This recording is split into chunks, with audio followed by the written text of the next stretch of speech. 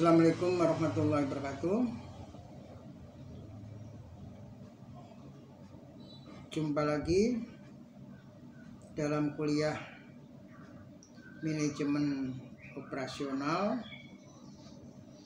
Mudah-mudahan Anda semua dalam keadaan sehat walafiat dan selalu dalam lindungan Allah Subhanahu wa Ta'ala. Dan dalam suasana Idul Fitri, saya sampaikan minal aidin wal faizin,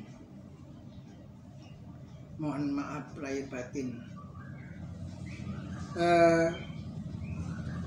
Kuliah manajemen operasional hari ini kita akan membahas beberapa metode pengelolaan inventory.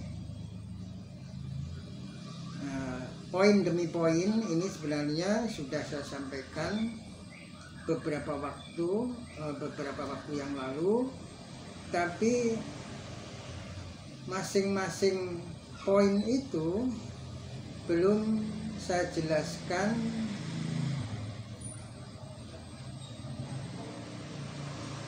secara rinci satu persatu.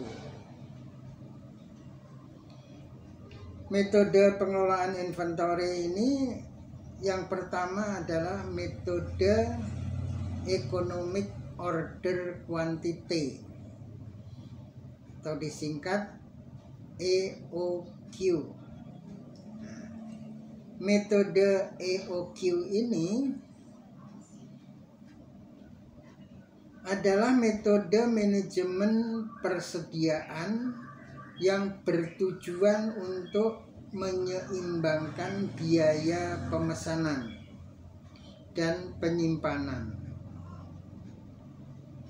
Metode ini digunakan untuk menentukan jumlah pesanan optimal. Pesanan optimal agar biaya total persediaan menjadi minimal. Jadi dalam bisnis kecil maupun bisnis besar, ini persediaan ini memang sesuatu yang kalau orang yang belum paham dengan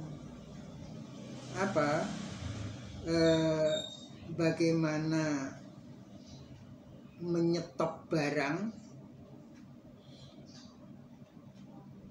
kalau barang yang gampang rusak, ini kita cerita bisnis kecil-kecilan dulu biar Anda mudah memahaminya. Kalau Anda nyetok barang yang gampang rusak, misalnya tukang sayur. Tukang sayur ini dia dihadapkan dua masalah atau sebuah dilema. Orang nyetok itu kan dia beli barang yang akan dijual. Ini sudah menjadi rahasia umum. Anda pun tahu bahwa kalau kita beli partai kecil, itu pasti harganya lebih mahal kalau dibandingkan dengan partai besar. Misalnya kita beli satuan, bisa-bisa harganya 10.000. Tapi ketika beli 10 biji aja, ini nggak akan 100.000, bisa jadi cuma 75.000, atau bisa jadi lebih murah lagi 65.000. 65.000 dapat 10, tapi kalau Anda beli satuan itu dapat Nah, 10 barang harganya 65. Tapi kalau Anda beli satuan harganya 10.000. Nah, ini kan kita secara ekonomi kan lebih enak beli beli dengan jumlah yang banyak. Tapi yang menjadi persoalan ketika kita membeli barang dengan jumlah yang banyak, sebagai pedagang ternyata barang ini penjualannya agak seret, nggak lancar. Akhirnya 10 barang tersebut nggak laku dijual atau kurang laku dijual, seret. Nah, apalagi tadi Bapak katakan kalau barang yang gampang rusak seperti sayur, ini kalau nggak terjual hari ini maka besok akan layu. Nah, pembeli biasanya sudah mulai komplain secara ekstrim ya enggak, tapi semacam mengeluh, menanyakan, Pak, Bu, atau ini kok sayurannya sudah layu. Apalagi kalau sudah 2 hari atau 3 hari bisa-bisa sudah rusak. Ini kan rugi kalau kita membeli dengan jumlah banyak meskipun harganya lebih murah. Nah, sehingga untuk barang yang mudah rusak, itu kita beli, persediaan atau stok itu harus diperhitungkan. Lah, bagi usaha-usaha kecil ini bisa dilakukan berdasarkan pengalaman. Nah, Bapak pernah dengar ini soto ceker yang ada di samping kampus Andai, soto ceker Surabaya kalau nggak salah, itu nama warungnya. Nah, itu cara ngukur stok normal itu misalnya pertama kali buka dia membeli 10 kilo ceker, ternyata habis, belum sampai ketika waktunya makan siang aja habis.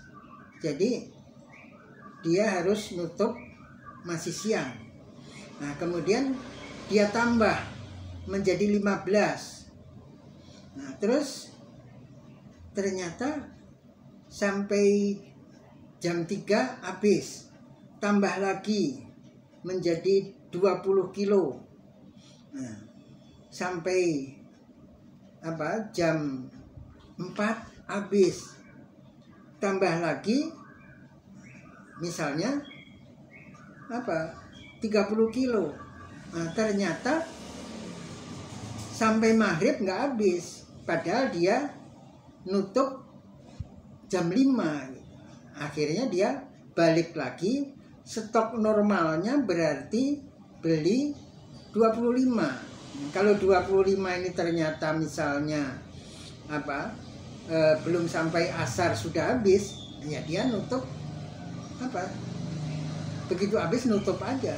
Soalnya kalau ditambah nanti ternyata nggak habis. Nah, kecuali misalnya setelah dia sudah membuat standar maksimal stok ceker itu 25 kilo, tapi beberapa hari atau dalam hitungan mungkin setengah bulan ternyata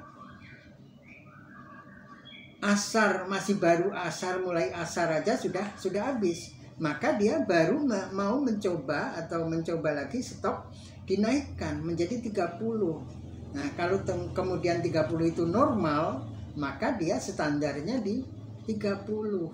Nah, ini kalau pedagang-pedagang kecil yang tidak memiliki hitung-hitungan seperti metode economic order quantity. Ini berdasarkan pengalaman aja. Tapi kalau barang yang nggak gampang rusak, ini lebih lebih berani nyetok itu. Jangankan untuk keperluan dagang. Bapak pernah ketika menjadi petugas haji, kemudian diminta untuk membeli baju putih. Nah, di asrama haji Pondok Gede itu banyak pedagang-pedagang baju putih, itu banyak, karena memang mereka tahu bahwa nanti jamaah haji atau petugas haji itu akan membeli baju putih.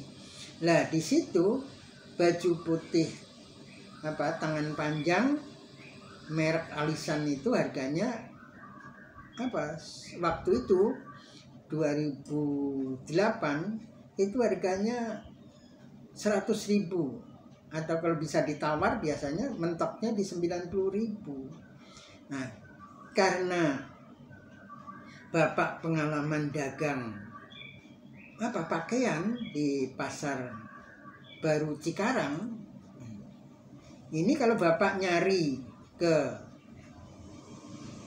Kampung Melayu, Pasar Kampung Melayu atau Pasar Jatinegara, ini harganya 3 biji, 3 buah 3 baju itu harganya cuma 90.000. Tapi karena ini barang yang tahan lama, nggak gampang rusak, maka Bapak beli aja, daripada beli 1 biji di Kampung Melayu juga. Kalau 1 biji harganya 50.000, jadi 100.000 cuma dapat 2 kalau beli satuan. Tapi kalau beli grosir minimal, itu 3 baju harganya cuma 90.000. Akhirnya Bapak beli 3 yang dibawa pergi haji, 2 baju, yang 1 disimpan di rumah. Nah, jadi itu kalau barang yang awet itu beli banyak lebih menguntungkan, meskipun nggak cepat laku dijual.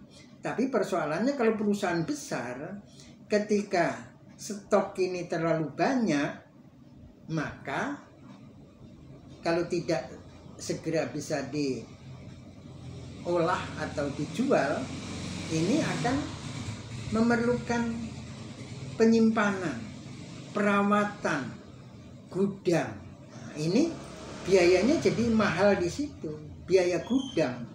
Nah, karena gudang ini butuh gedung, butuh security, butuh perawatan barang. Kalau barang yang bisa gampang rusak, artinya kemungkinan ada tikus yang masuk dan merusak barang itu, nah maka rugi di kerusakan barang. Nah, kemudian kalau barang ini misalnya tidak tahan air, ternyata gudangnya itu bocor atau risiko banjir. Nah, apalagi di Jakarta, di Jabodetabek itu rawan banjir. Selain rawan banjir juga rawan kebakaran. Nah, ini harus diperhitungkan risiko-risiko seperti itu. Nah, ini EOQ ini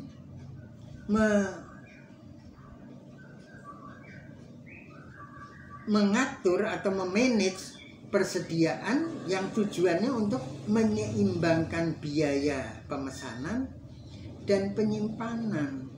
Metode ini digunakan untuk menentukan jumlah pesanan optimal.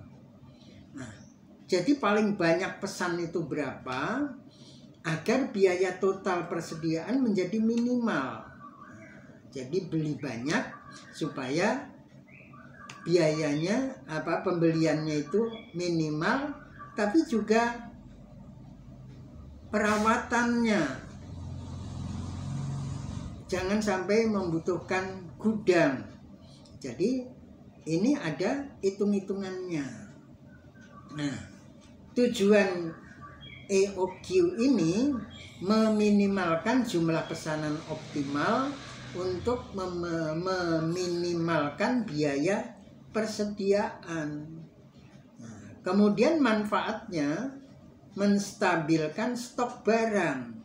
Jadi stok ini perlu dan harus stabil.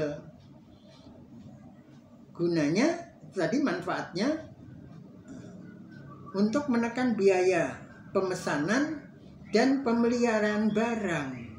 Jadi pesan jumlahnya berapa, kemudian segera bisa diolah atau diproduk menjadi bahan-bahan produksi itu berapa jumlahnya, sehingga tidak membebankan pada pemeliharaannya. Kemudian bagian-bagian yang terkait dengan manajemen persediaan ini bagian mana? Yaitu bagian operasi, bagian logistik, dan manajemen rantai pasokan. Jadi sebenarnya kalau bagian operasi ini sebenarnya kebalik harusnya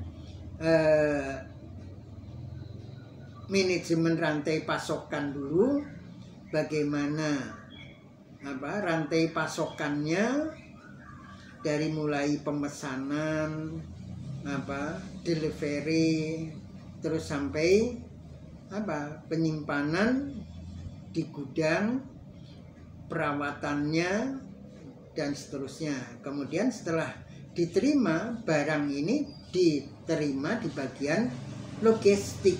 Nah, kemudian logistik ini berhubungan dengan bagian operasi. Jadi bagian terkait itu, nah ini buku yang Bapak gunakan sebagai rujukan. Ini menulisnya bagian operasi dulu, logistik dan manajemen rantai pasokan. Harusnya manajemen rantai pasokan dulu, logistik, kemudian bagian operasi. Kemudian cara kerja dengan metode EOQ ini, bagaimana cara kerjanya? Menghitung titik equilibrium kurva biaya simpan dan biaya pesan. Nah, ini sebenarnya juga kebalik ini. Menghitung titik equilibrium kurva biaya pesan dengan biaya simpan. Nah, jadi ini sebenarnya hitung-hitungannya juga hampir sama dengan tadi yang Bapak jadikan ilustrasi, yaitu pedagang soto ceker samping Yaping Putri. Nah, ini juga mempelajari, tapi ini karena barang jumlah besar. Nah, ini setiap pesanan, setiap penyimpanan ini dibuatkan grafik. Nah, sehingga bisa ketemu kurva titik biaya simpan dan biaya pesan ini menjadi equilibrium atau seimbang. Jadi equilibrium ini keseimbangan. Nah, ini contohnya gini. Ketika harga barang naik, itu biasanya terjadi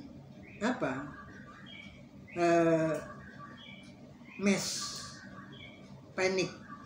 Yaitu masyarakat itu panik, kepanikan masyarakat, kepanikan sosial panik. Nah, contohnya aja, misalnya ketika harga BBM naik, ditentukan jam 00 tengah malam BBM naik. Ketika sudah diumumkan dari hari sebelumnya, itu sebelum jam 00 itu biasanya banyak orang ngantri di pom-pom bensin. Nah, ini terjadi kepanikan sosial. Jadi orang akan merasa panik ketika ada kenaikan harga barang. Apalagi yang namanya BBM. Orang merasa kalau beli sekarang misalnya 10.000, kalau beli besok sudah 15.000. Jadi per liternya 5.000, kalau bisa beli dengan jumlah banyak, apalagi untuk roda 2 pun, kalau misalnya seorang tukang ojek atau mungkin Anda mahasiswa menghitungnya kalau 1 liter selisihnya 5.000, kalau full tank mungkin Anda bisa saving, Bapak nggak tahu tangki motor itu maksimal berapa isinya, itu Bapak nggak tahu ya. Paling tidak dari jumlah maksimal itu, kalau misalnya 10 liter Anda bisa saving efisiensi 50.000. Kalau 10 kali 5.000 saving 50.000. Ini lumayan. Ini kepanikan ini setelah beberapa hari, dan orang juga angkot-angkot biasanya di jalanan juga terjadi banyak perselisihan dan percekcokan dengan penumpang. Karena beli BBM-nya naik, maka dia juga menaikkan tarif.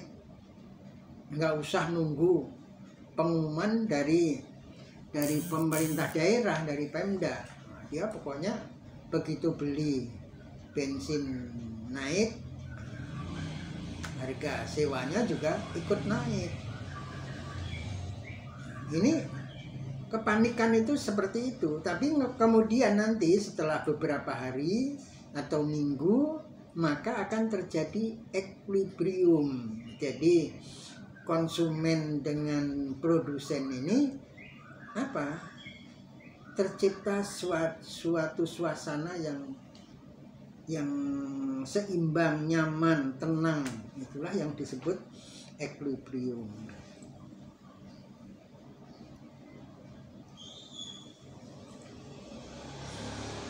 Metode EOQ ini merupakan metode atau model manajemen persediaan klasik dan sederhana.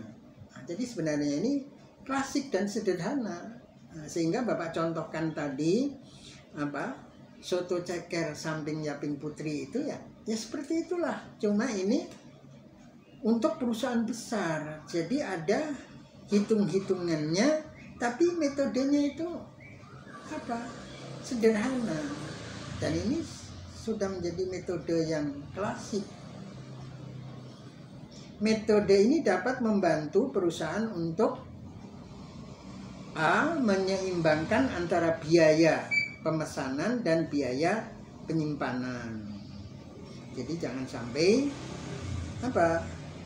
membeli persediaan terlalu banyak sehingga biaya penyimpanannya jadi tinggi. Kemudian B, menekan pengeluaran besar yang tidak perlu. Jadi jangan sampai, karena namanya perusahaan itu harus hitung-hitungannya, efisiensi itu harus benar-benar matang. Efisiensi ya semuanya harus dihitung. Input dan outputnya itu harus dihitung. Benar-benar jangan sampai menimbulkan biaya yang tidak perlu. Kemudian C, menstabilkan stok barang. Jadi Tapi jangan sampai stok ini kurang sehingga akhirnya apa? Produksi itu menjadi fluktuatif gitu. Jangan sampai. Nah, ini karena manajemennya nggak bagus, terutama berkaitan dengan pasokan mata rantai. Nah, ini kalau tidak dipelajari, ini menjadikan stok ini nggak stabil. Nah, jadi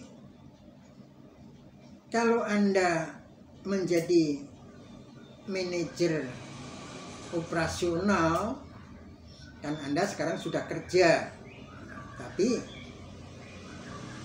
kalau Anda kerja dengan cerdas,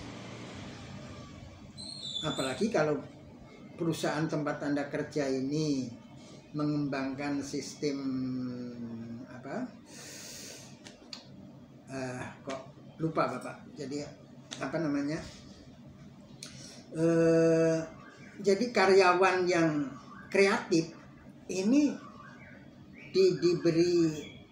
diberi apa? Diakomodasi gitu, kreativitasnya itu. Kemudian bekerja sama dengan perusahaan, apalagi di R&D,